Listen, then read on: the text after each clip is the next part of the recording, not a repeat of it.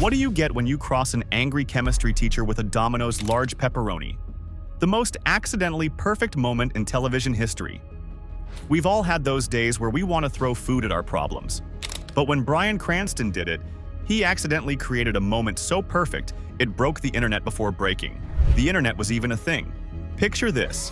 It's 2010, Breaking Bad Season 3, and Walter White is having what we'll generously call a rough patch with his wife Skyler. The script called for Walter to angrily throw pizza slices at his house, like a normal Tuesday for a meth-cooking suburban dad. But Bryan Cranston had other plans. This absolute madman said, "Nah, I'm throwing the whole pizza." The crew was like, "Bryan, that's impossible. We'll need 17 takes and a physics degree." They set up the cameras expecting to film the pizza equivalent of a basketball blooper reel. Instead, Cranston channeled his inner pizza-throwing deity and achieved what scientists call the perfect roof landing on take one. The entire crew went silent. Bryan himself looked like he'd just discovered the cure for gravity. Even the pizza seemed confused about how it got up there. Here's where the disaster became genius. That perfect throw didn't just defy physics. It defined Walter White. This is a guy who calculates everything, and suddenly he's casually achieving the impossible with Italian cuisine. It made Walter seem almost supernaturally capable, which is exactly what you want from your protagonist, who's secretly a criminal mastermind. Plus, it created the most memed moment in TV history. Sorry, that's what she said.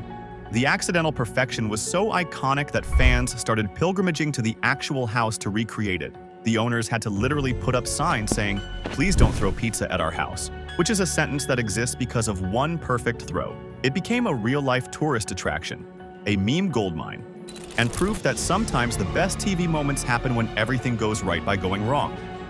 So next time someone tells you perfection is planned, remind them about the day Bryan Cranston accidentally threw his way into television history. Sometimes the best disasters are the ones that stick the landing.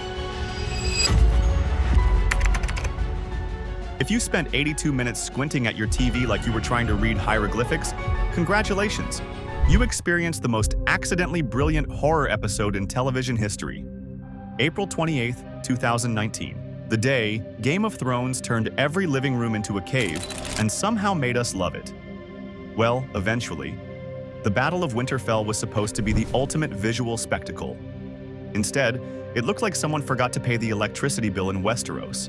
Fans were adjusting brightness settings like they were defusing bombs.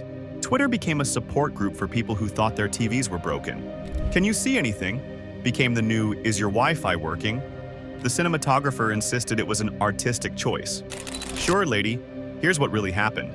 Streaming compression murdered the image quality.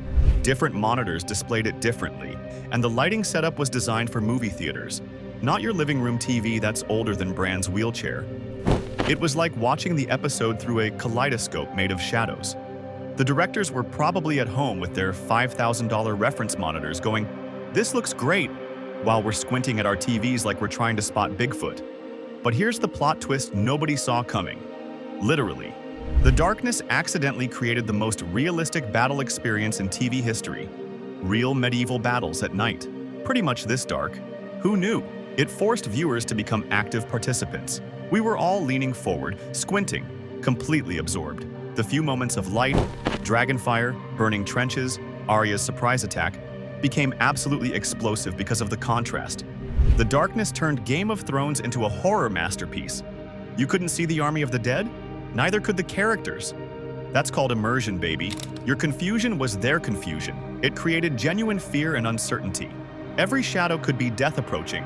When characters died, it felt sudden and shocking because you literally didn't see it coming. The show accidentally stumbled into psychological horror gold. The episode became more talked about than most season finales. The darkness spawned 1,000 memes, endless debates, and probably sold a lot of TV brightness settings tutorials on YouTube. HBO eventually admitted they might have gone a little overboard with the mood lighting. But the damage was done. And by damage, I mean they'd accidentally created one of the most memorable episodes in the show's history. Sometimes the best TV isn't about what you can see, it's about what you can't. The Long Night proved that production disasters can become production masterpieces, even when nobody can actually see them happening. What do you get when you give comedy writers the budget of a lemonade stand? The most iconic workplace pranks in television history. The Office had a smaller budget than Dwight's Beet Farm, but somehow created comedy gold using nothing but office supplies and John Krasinski's eyebrows. Picture this: early 2000s. NBC gives The Office the kind of budget that makes dollar store managers nervous. The writers wanted Jim to prank Dwight, but they had about $17 and a stapler to work with. Other shows had explosions and special effects. The Office had paper clips and the power of human awkwardness. It was like being asked to create a blockbuster movie using only things you'd find in your junk drawer. Enter the Jell-O stapler, a prank so simple, so perfect, so achievable with a $3 grocery budget that it became legendary. The writers literally raided the craft services table to create television history. They couldn't afford elaborate setups, so they got creative with what every office actually has: staplers, paper, desks, and the crushing weight of corporate monotony. It was accidental genius disguised as, "We literally have no money." Here's where the budget disaster became comedy gold. These pranks were so realistic that viewers could actually do them. Jim wasn't using Hollywood magic. He was using Dunder Mifflin office supplies. Suddenly, offices everywhere became potential prank laboratories. The show accidentally created a participatory experience. You weren't just watching Jim prank Dwight. You were getting a masterclass in office warfare. The budget constraints forced something magical. John Krasinski had to rely on his face instead of fancy props. Those legendary Jim looks at the camera? Born out of necessity because they couldn't afford anything else. Early Jim was a minimalist prankster. Maximum impact, minimum budget. Later seasons had bigger budgets and more elaborate pranks, but nothing ever topped the pure, simple genius of encasing office supplies in gelatin.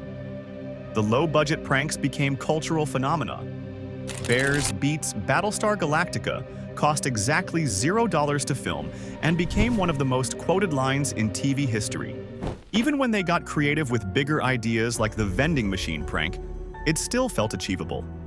These weren't Marvel movie budgets. These were, what can we do with petty cash budgets? And somehow, that made them more memorable than any CGI explosion. The Office accidentally discovered that comedy doesn't need money. It needs creativity and timing. They turned budget limitations into their signature style. Other shows tried to copy it with bigger budgets, but you can't manufacture that scrappy, authentic feel. The writers and actors have said that some of their favorite moments came from those early budget restrictions. When you can't buy your way out of a creative problem, you have to think your way out. And that thinking created television magic. So the next time someone tells you that you need money to create something amazing, remind them about the show that turned budget constraints into comedy constraints, and somehow made constraint the secret ingredient. The Office proved that sometimes the best production disasters are the ones that force you to be more creative, not less. And sometimes all you need is some Jell-O and a stapler to create television history. Well, there you have it, some of television's production disasters that turned into TV gold. Thanks for watching us here on the Recap District, and check out this video for more comedic outtakes from The Big Bang Theory. What did you think of these disasters? Comment below and make sure you like and subscribe so you don't miss our next video.